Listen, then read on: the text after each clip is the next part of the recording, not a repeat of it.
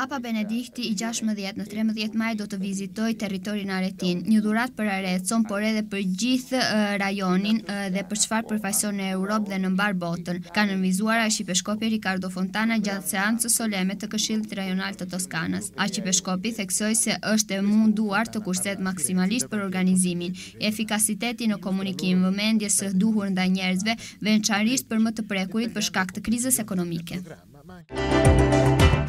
Bëri në qeveri Enrico Bondi, menaxheri i Aretin i cili i detyrohet konsolidimit fiskal të kompanive të ndryshme italiane. Tani në rolin e superkomisarit, 78 vjeçari do të marrë për një vit në shqyrtimin e shpenzimeve, racionalizimin e mallrave dhe shpenzimeve të shtetit. Këshilli i Ministrave ka identifikuar strategjinë që do të zbulohet për rivendosjen e llogarive publike dhe shmangjen e rritjes së TVSH-s në vjesht. Kompania e fundit e rehabilituar nga Aretini Bondi është ajo e Parmalat, pas rrëzimit financiar të 2003-shit. Më parë është marrë me Montedizon dhe Telecom.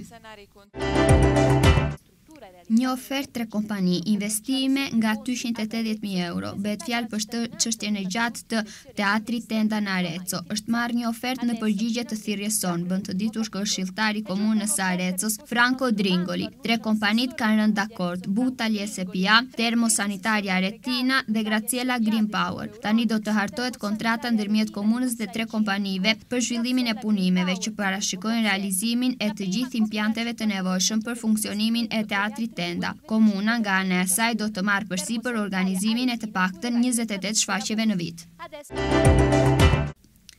Fillojnë pas disa javësh punimet për rikonstruksionin e brendshëm të pallatit Fraternitas në Piazza Grande, një nga simbolet e qendrës historike aretine. Ndërhyrja që parashikon një investim prej 2.700.000 euro dhe rreth një vit e gjysmë punë, mbahet në 2 pjesë. I pari ka të bëjë me katin e parë, me rikonstruksionin dhe shpërndarjen e ndryshme të hapësirave të brendshme. Zona e ekspozitës do t'i dedikohet koleksionit të prestigjit, si dhe nivelit artizanal, ashtu dhe në sektorin e argjendarisë.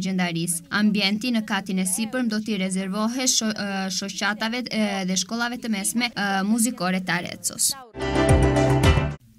Të dielën një 6 maj kthehet në parkun Duçi të Arezzos Bim Bim Biçi, manifestimi i promovuar nga FIAB dhe Komuna e Arezzo, sponsorizuar nga provincia. Iniciativa përfshin fëmijët deri në 11 vjeç, por gjithsesi është e hapur për të gjithë dhe i dedikohet të drejtisë së fëmijëve për të lëvizur lishëm me biçikletë në rrugët e qytetit, veçanërisht gjatë lëvizjes shkollë-shtëpi, si pjesë e lëvizshmërisë së qëndrueshme. Programi parashikon takimin nga ora 9:10 në Parko Duçi. Në 10 fillon parandalimi në për rrugët e qytetit të shoqëruar nga Policia Bashkiake. Kthimi është parashikuar rreth orës 12. Një ruandez dhe 2 kenyan ka fituar podiumin e 28 të Corsa del Saracino, gara tradicionale e vraprimit që është zhvilluar gjatë rrugëve të qytetit, duke prerë riti në Piazza Grande. Vendi i parë për Gian Baptiste Simukeka, pas tij në një sprint luftarak Paul Tionking e Matthew Rugut. I pari nga aretinët ishte Alessandro Anetti, që është kualifikuar i 5. Lucia Boncompagne është renditur e 2 për femrat, para prir nga kenjana Prislia Kimitej. W czasie uroczystego posiedzenia Rady Regionu Toskanii arcybiskup Fontana powiedział, że wizyta papieża Benedykta XVI-13 maja jest prezentem dla Arezzo, lecz jest także szczególnym gestem ze strony Ojca Świętego dla całego regionu, dla tego, co reprezentuje on w Europie i na świecie. Arcybiskup podkreślił, że zachowano jak najdalej idącą oszczędność w organizacji, efektywność w komunikacji i poświęcono szczególną uwagę ludności, szczególnie tej najbardziej dotkniętej kryzysem gospodarczym.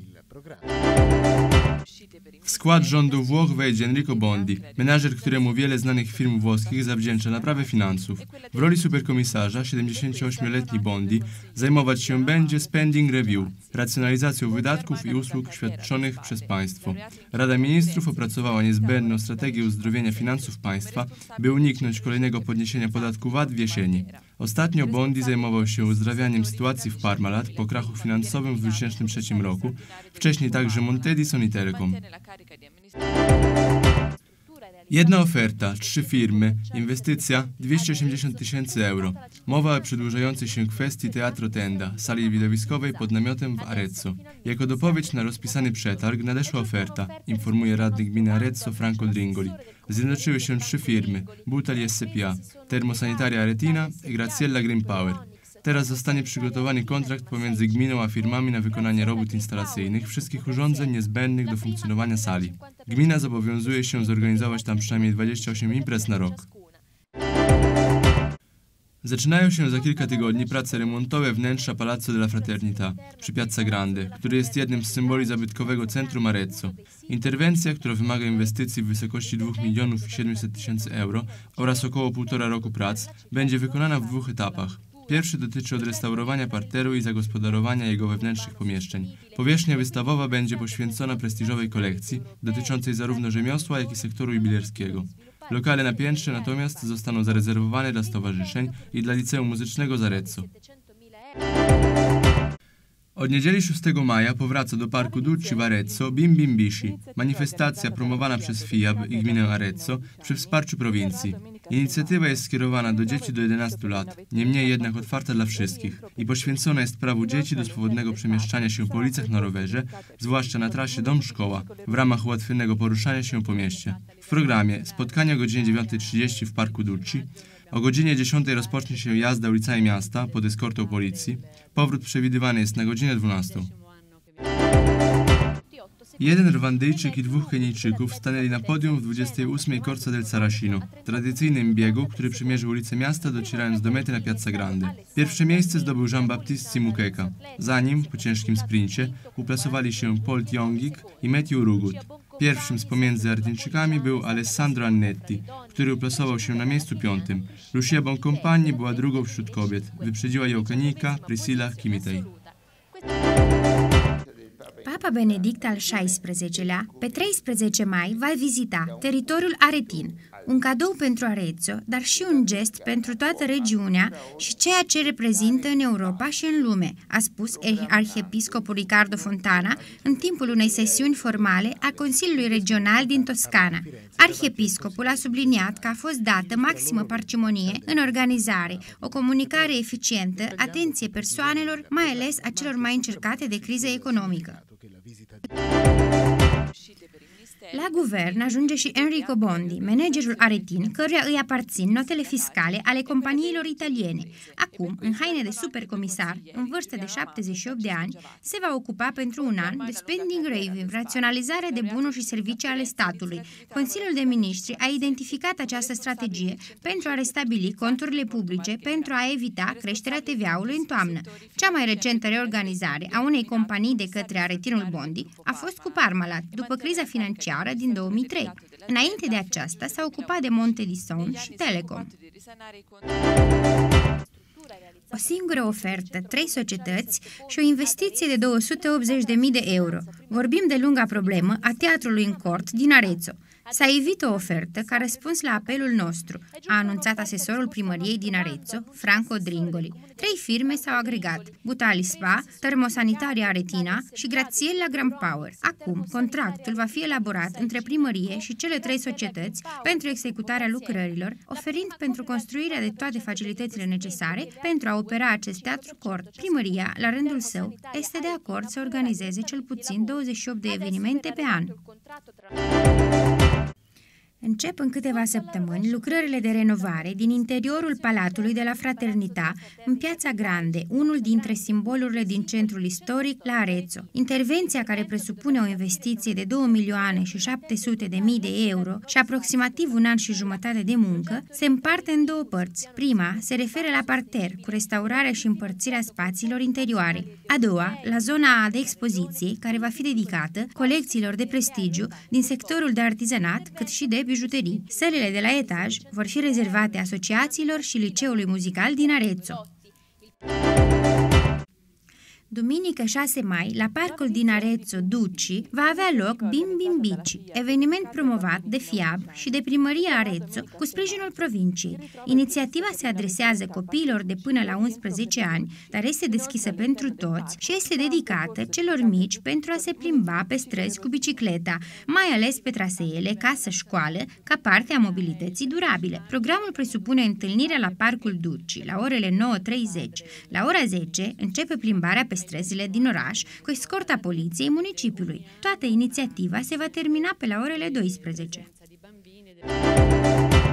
O persoană ruandeză și 2 keniene au câștigat podiumul ediției a 28-a la Corsa del Saracino, cursă podistică tradițională care a avut loc pe străzile orașului Arezzo, terminând în Piața Grande. Primul loc pentru Jean-Baptiste Simucheca. În spatele lui, după un sprint, s-au luptat și Paul Teogiuc cu Mateo Rugut. Primul între aretini a fost Alessandro Annetti, care s-a clasat pe locul al 5-lea. Lucia Boncompagnie a fost a doua în rândul femeilor, precedată de keniana Priscilla Kimitei. Le Saint-Père se rendra à l'occasion de la visite pastorale à Arezzo le 13 mai prochain. L'archevêque Fontana a souligné au cours du Conseil régional de la Toscane que cette visite constitue un cadeau pour la ville d'Arezzo, pour notre région et pour toute l'Europe. L'archevêque a répété qu'une gestion parcimonieuse sera à l'ordre du jour, ainsi qu'une communication efficace et une juste attention à l'égard des gens confrontés à des difficultés économiques. Le manager arétin Enrico Bondi, à qui l'on doit l'assainissement des comptes d'entreprises italiennes très connues, prend place au sein du nouveau gouvernement Monti. C'est en qualité de haut-commissaire que cette nouvelle figure s'occupera pendant 1 an de la rationalisation des biens et des services de l'État. Le Conseil des ministres a trouvé une stratégie à mettre en œuvre pour rétablir les comptes de l'État et éviter la hausse de la TVA prévue à l'automne prochain. La dernière entreprise de redressement de Bondi a été avec Parmalat, à la suite du krach financier de 2003. À l'époque, celui-ci s'occupait de la question concernant Montedison et Télécom. Un investissement d'environ 280 000 € proposé par 3 entreprises pour le théâtre Tenda. Le conseiller municipal de la mairie arétine Franco Drengoli a annoncé qu'un appel d'offres nous est parvenu. Voici les entreprises qui s'occuperont de toutes les installations nécessaires. Butalibs, SPA, Thermosanitaria Aretina et Graciela Green Power. Bientôt, le contrat sera signé en accord avec ces 3 entreprises et la mairie. La commune, de son côté, s'est engagée dans la réalisation d'au moins 28 événements par an. Les travaux de rénovation intérieure du Palais de la Fraternita, symbole du centre historique de la ville d'Arezzo, situé Piazza Grande, débuteront d'ici quelques semaines. L'intervention, qui devrait durer environ 1 an et demi, prévoit un investissement chiffré à 2,7 millions d'euros. La première partie des travaux concernera le rez-de-chaussée où seront prévues des opérations de restauration et de distribution des espaces intérieurs. La salle d'exposition sera consacrée aux prestigieuses collections artisanales et aux bijoux. Le premier étage sera en revanche destiné au lycée musical et aux associations locales de la ville d'Arezzo. Dimanche 6 mai, découvrez l'initiative nommée Bim Bim Bici, c'est-à-dire des enfants à vélo, à l'intérieur du parc Duci à Arezzo, un projet réalisé par l'association FIAB et par la mairie arétine et soutenu par la province. Tous les enfants jusqu'à 11 ans sont invités à se rassembler le 6 mai en compagnie d'amis et de leurs familles. Cette initiative a pour objectif de favoriser le droit des jeunes enfants à circuler de manière libre à vélo en plein centre-ville, surtout sur les parcours entre l'école et la maison, le tout dans le cadre d'une mobilité soutenable. Le rendez-vous, prévu à 9h30 à l'intérieur du parc Duci. La promenade commencera à 10h et la police municipale sera présente pour assurer le bon déroulement de cet événement. Le retour est prévu à midi.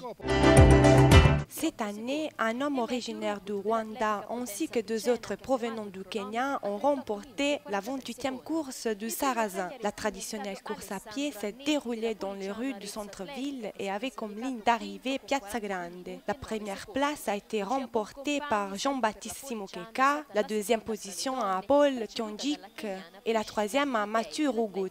L'Arétin Alessandro Annetti est arrivé 5e au classement. La première femme ayant franchi la ligne d'arrivée a été Priscilla Kimitei, originaire du Kenya. Lucia Boncompagni a réussi à remporter la 2e place.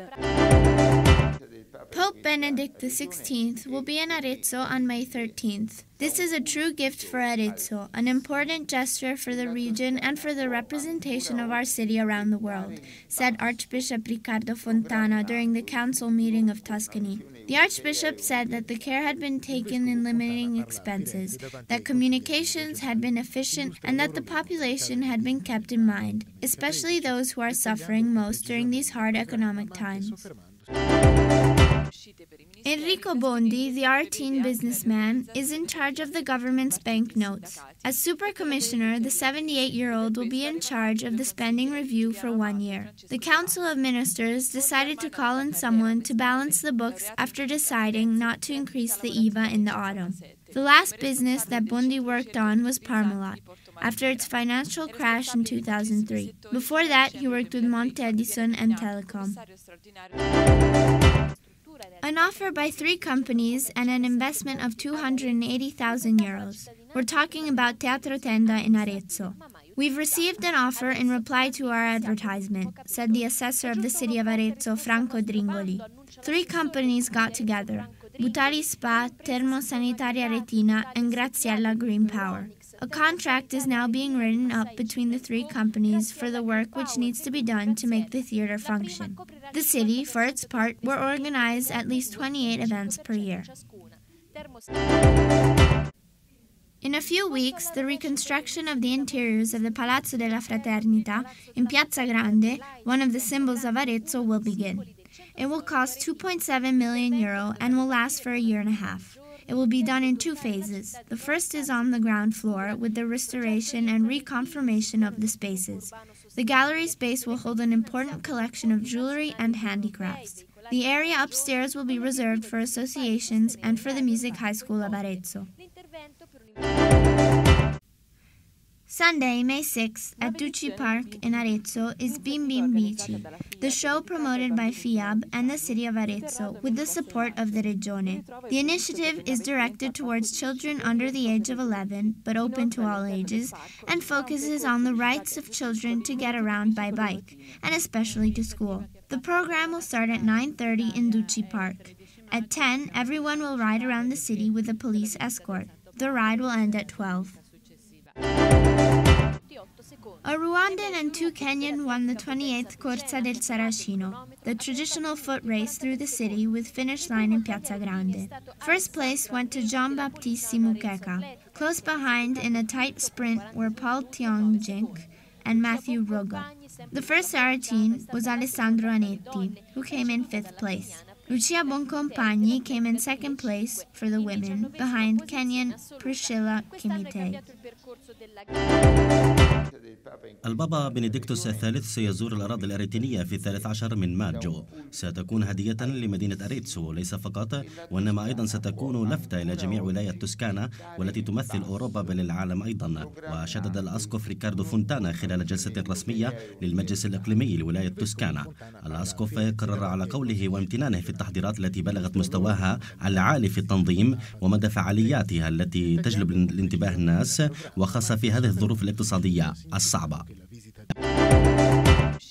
يصل إلى الحكومة السيد إنريكو بوندي المدير الإريتريني المكلف في إعادة تأهيل الحسابات المالية وملاحظاتها للشركات الإيطالية، وهو الآن يحمل لقب المحقق السوبر ابن 78 عاما، والذي سيختص لمدة عام في موضوع حالة المصرفية، الترشيد في السلع والخدمات في الدولة. رئاسة الوزراء انتهت من وضع الاستراتيجية العامة من أجل ترشيد المصروفات الحكومية من أجل تجنب ارتفاع الأسعار في موسم الخريف القادم. آخر الأعمال التي قامت بها الشركة الترشيدية الإريترينية للسيد بوندي كانت مع شركة بارمالات بعد الإفلاس المالي الذي حصل عليها عام 2003، ولكن قبل ذلك كان يشغل في شركة مونتي ديسون للاتصالات. عروض عديدة و3 شركات في الاستثمار المالي والذي يبلغ 280 ألف يورو. نتحدث عن ملف طويل كان وما زال في قيد العمل، وهو مسرح الخيمة في مدينة أريتسو. تم زيادة عرض آخر في العطاء المطروح والذي طرحه الأسيسور في بلدية أريتسو السيد فرانكو درينغولي. الشركات الثلاثة والتي تنافست على العطاء وهي شركة بوتالي سبيا، وشركة تريمو سانيتاريا ريتينا، وشركة غراتسيلا جرين باور. حاليا سيتم توقيع العقد بين البلدية والشركات الثلاثة من أجل البدء في تسيير الأعمال، والتي من المتوقع أنها ستقوم في تحقيق اللوازم الضرورية من أجل تشغيل مسرح الخيمة. البلدية من جهة و3 شركات من الجهة الأخرى، والتي ستوظف جل وقتها في تنظيم 28 عملا وفعاليات ومسرحيات وأعمال ثقافية على مدار العام. سيبدأ بعد عدة أسابيع العمل في الترميم الداخلي في بلاتسو ديلا فريترنيتا في بياتسا جراندي، واحد من الأمثلة المعروفة في مركز المدينة القديمة في أريتسو. التجهيزات والتي تتمثل في الاستثمار المالي المقدر في 2,700,000 يورو تصرف على مدار عام ونصف من الأعمال، وسوف تقسم على جزئين: الأول والتي تتمثل في عملية الطلاء وتجهيزاته بالإضافة إلى الترميم مع التوزيعات المختلفة للفراغات الداخلية، أما الأخرى والتي تتمثل في منافس التهوية والتي سوف تكون حسب المواصفات والمقاييس وذات برستيج بالإضافة للشكل العام والذي سيكون على مستوى تقليدي يدوي ومذهب. أما بالنسبة للأبنية العلوية ستكون مخصصة لمؤسسة ليشيو موزيكالي دي أريتسو. يوم الأحد الموافق 6 مايو سيعود إلى المنتزه دوتشي في أريتسو. سيعود الأطفال على الدراجات الهوائية. السباق سيكون مجهز من قبل فياب وبلدية أريتسو وبالتعاون طبعا مع محافظة أريتسو. الفعالية معدة للأطفال الذين تتراوح أعمارهم حتى 11 عاما وبشكل عام مفتوحة للجميع، وهذه الفعالية تخصص من أجل حقوق الصغار والتحرك بحرية على الدراجات الهوائية في شوارع البلدية، وخاصة شوارع المدرسة والبيت في سياق التنقل المستدام. البرنامج يؤكد على نقطة التجمع في تمام الساعة 9:30 في منتزه دوتشي، وفي تمام الساعة 10 ستبدأ الدراجات في الانطلاق في شوارع المدينة بتواجد شرطة البلدية، وستكون نقطة النهاية والوصول في تمام الساعة 12. روندي وكينيان تم اختيارهما في دورة 28 من ألعاب السراتشينو، تقليد المسابقة والتي تستخدم وتلعب في شوارع المدينة، وذلك بضرب رأس المحارب في بياتسا جراندي. في المركز الأول كان للسيد جين بابتيست سيموكوك، وخلفه مباشرة بعد لعبة المسابقة القتالية السيد بوال تينوجيك والسيد ميتاو روغو. الأول من الثلاثة الأريتينيين كان للسيد أليساندرو أنيتي، والذي حصل على المركز الأول في التصنيف الخماسي. السيدة لوشيا بونكومباني حصلت على المرتبة الثانية في التصنيف الخماسي، والتي سبقت السيدة الكينية بريسيليا كيميتاي.